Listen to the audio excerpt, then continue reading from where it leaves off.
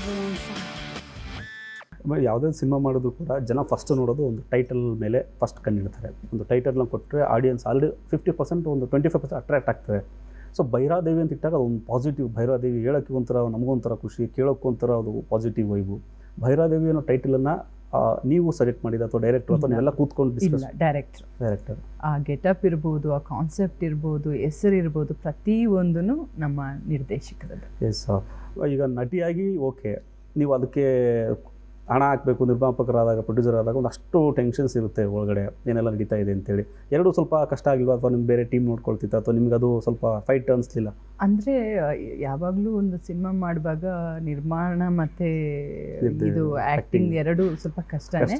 But ನನಗೆ supportive ಆಗಿ ನಮ್ಮ ಅಣ್ಣ ಜೊತೆಲಿದ್ದ. ಸೊ ಹಾಗಾಗಿ ಸ್ವಲ್ಪ ನನಗದು ಏನು ಅಂತ ಕಷ್ಟ ಅಂತ ಅನಿಸ್ಲಿಲ್ಲ. ಸ್ವಲ್ಪ ನಾರ್ಮಲಾಗಿ ಯಾರು ಹೇಳೋದಿಲ್ಲ. ಭೈರಾದೇವಿ ಬಜೆಟ್ ಎಷ್ಟು ಅಂತ ಕೇಳಿದ್ರೆ ರಾಧಿಕಾ ಮೇಡಮ್ ಏನು ಹೇಳ್ಬೋದು ಅಂತ? ಖಂಡಿತವಾಗ್ಲೂ ಹೇಳಲ್ಲ. ಹೇಳ್ಬೋದಲ್ಲ? ಇಲ್ಲ, ಬೇಡ. ಸಿನಿಮಾ ಎಲ್ಲ ರಿಲೀಸ್ ಆಗಿ ನೋಡಿದ್ಮೇಲೆ ನೀವೇ ಡಿಸೈಡ್ ಆಗಿ ಎಷ್ಟು ಅಂತ ಈಗಲೇ ಹೇಳ್ಬಿಟ್ರೆ ಅದೇನು ಸಿನಿಮಾದ ಬಗ್ಗೆ ನಾವು ಎಲ್ಲ ಡೀಟೇಲ್ಸು ಹೇಳ್ದಂಗೆ ಆಗುತ್ತೆ. ಥಿಯೇಟ್ರ್ ಬಂದು ಜನ ಸಿನಿಮಾ ಆದ್ಮೇಲೆ ಅವ್ರಿಗೆ ಹೇಳಬೇಕು.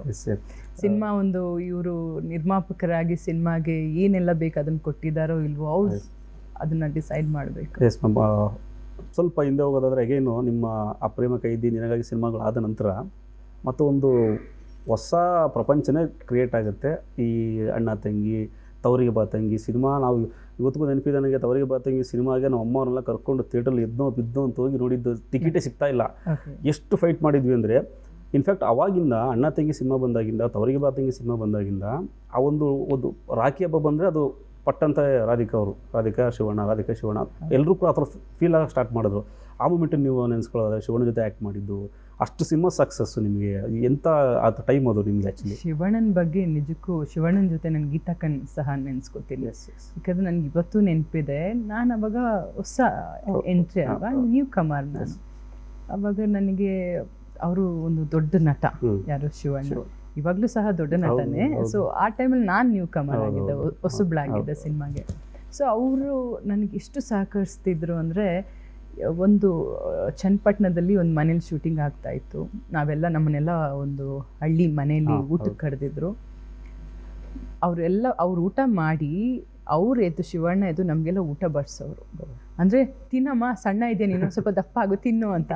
ಅಂದರೆ ಅಷ್ಟು ಸಿಂಪಲ್ ಅವರು. ಮತ್ತು ಗೀತಕ್ಕವಂತೂ ನಾನಂದರೆ ಅವ್ರಿಗೆ ಬಹಳನೇ ಪ್ರೀತಿ. ಅಂದರೆ ಅದನ್ನು ಪುನೀತ್ ಅವರೇ ಹೇಳಿದರು, ಒಂದು ಸ್ಟೇಜಲ್ಲಿ ಹೇಳಿದರು, ಯಾರು ಸಿನಿಮಾ ಅಂದರೂ ಗೀತಕ್ಕ ಡೇಟ್ಸ್ ಕೊಡೋದಿಲ್ಲ, ಬಟ್ ರಾಧಿಕನ್ ಸಿನಿಮಾ ಅಂದರೆ ಇಮಿಡಿಯೇಟಾಗಿ ಡೇಟ್ಸ್ ಕೊಡ್ತಾರೆ ಅಂತ. ಅಷ್ಟು ಒಂದು ಗೌರವ ನನ್ನ ಮೇಲಿತ್ತು, ಅವ್ರಿಗೆ ಪ್ರೀತಿ ಗೌರವ ಇತ್ತು. ಸೊ ಅವತ್ತಿಂದನೇ ನಾನು ಡಿಸೈಡ್ ಆದೆ, ಶಿವಣ್ಣ ನನ್ನ ಲೈಫಲ್ಲಿ ಒಬ್ಬರು ಅಣ್ಣ, ದೊಡ್ಡ ಅಣ್ಣ. ಶಿವಣ್ಣ ನಿಮಗೆ ಆತ್ಮೀಯವಾಗಿ ಸಿನಿಮಾಗಳನ್ನ ಮಾಡಿ ತುಂಬ ಇಷ್ಟಪಟ್ಟಂತ ಅದನ್ನ ಬಿಟ್ಟರೆ ಆಲ್ಮೋಸ್ಟ್ ಶಿವಣ್ಣ ಎಲ್ರಿಗೂ ಅಣ್ಣನೇ, ನಮಗೂ ಅಣ್ಣ, ಅವ್ರಿಗೂ ಅಣ್ಣ, ಎಲ್ರಿಗೂ ಇಡೀ. ಬಟ್ ಯಾರು ರಾಖಿ ಕಟ್ಟಿಲ್ಲ, ನಿಮಗೆ ಲಕ್ಕಿ ಅದು. ಅವ್ರ ಫ್ಯಾಮಿಲಿಲಿ ಅವ್ರು ತಂಗಿದಿರ್ ಬಿಟ್ರೆ ನಾನೇ ಅವ್ರಿಗೆ ರಾಖಿ ಕಟ್ಟಿಲ್ಲ. ನಮ್ಮ ತಂಗಿದೆಲ್ಲ ಸೇರಿಸಿ ನೀವೇ ಕಟ್ಬಿಟ್ಟಿದ್ದೀರ, ಎಲ್ಲರದ್ದು ನೀವೇ ಫಾಲೋ ಅಪ್, ಅಷ್ಟೇನು ತೊಂದರೆ ಇಲ್ಲ. ಈಗ ಇನ್ನು ಈ ಥರ ಕ್ಯಾರೆಕ್ಟರ್ಗಳು ಮಾಡ್ತಾ ನಿಮಗೆ ಈ ಥರ ದಮಯಂತಿ ಥರ ಕ್ಯಾರೆಕ್ಟರ್ಗಳು ಇದೆಲ್ಲ ಬಂದಾಗ ಸ್ವಲ್ಪ ಚಾಲೆಂಜ್ ಅನಿಸುತ್ತಾ ಆ ಟೈಮಲ್ಲಿ ನಿಮಗೆ? ಇದನ್ನು ಎಕ್ಸೆಪ್ಟ್ ಮಾಡ್ಕೊಳ್ಳೋದು ಹೆಂಗೆ, ಅಥವಾ ಇದು ನನ್ನ ಜನ ಎಕ್ಸೆಪ್ಟ್ ಮಾಡ್ಕೊತಾರೋ ಇಲ್ವೋ? ಯಾಕಂದ್ರೆ ನಾನು ಬಂದಿರೋವಂಥದ್ದು ಸ್ಟಾರ್ಟಿಂಗಲ್ಲಿ ಒಂದು ಲವರ್ ಬಾಯ್ ಆಗಿ ಕಾಲೇಜ್ ಹುಡುಗಿ ಥರ ಬಂದೆ, ಹೇಗೆ ಇನ್ನು ಅಣ್ಣ ತಂಗಿ ಥರ ಹೋದೆ, ಮತ್ತಿದೊಂದು ಯಾವುದೋ ಹೊಸ ಪ್ರಯತ್ನ ಅಂತ ಅನಿಸಿದ್ದುಂಟಾ ಅನ್ನೋದು ಆ ಟೈಮ್? ಖಂಡಿತವಾಗ್ಲು. ಯಾಕಂದರೆ ದಮಯಂತಿ ಸಿನಿಮಾನು ಒಂದು ವಿಭಿನ್ನವಾದಂಥ ಪಾತ್ರ, ಎಲ್ಲರೂ ಮಾಡೋಕ್ಕಾಗಲ್ಲ ಆ ರೀತಿಯಾದಂಥ ಪಾತ್ರ. ಅದಕ್ಕೊಂದು ಏನಂತಾರೆ, ಒಂದು ಸ್ಪೆಷಲ್ ಎನರ್ಜಿ ಇರಬೇಕು ಬಾಡಿಲಿ. ಸೊ ನನಗೆ ಅದು ಕೇಳುವಾಗ ನಾನು ಯಾವತ್ತೂ ನಂಬೋದೇನು ಗೊತ್ತಾ, ನಿರ್ದೇಶಕರನ್ನ.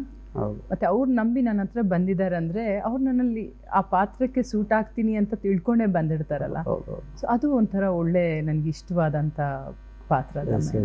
ಅಂದರೆ ನೀವು ಮಾಡಿದಂಥ ಸಿನಿಮಾಗಳಲ್ಲಿ ಅತಿ ಹೆಚ್ಚು ನೀವು ನಟಿಸಿದ್ದು ಯಾರು ನೆನಪಿದೆಯಾ? ನೀವು ಯಾರ ಜೊತೆಗೆ ಜಾಸ್ತಿ ಕಾಣಿಸ್ಕೊಂಡ್ರಿ ಸಿನಿಮಾಗಳಲ್ಲಿ? ಸಿನಿಮಾದಲ್ಲಿ ನಾನು ಅತಿ ಹೆಚ್ಚು ಕಾಣಿಸ್ಕೊಂಡಿದ್ದು ವಿಜಯ ರಾಘವೇಂದ್ರ. ಯಾವ ಸಿನಿಮಾ ಅಂತ ಹೇಳ್ಬೋದಾ?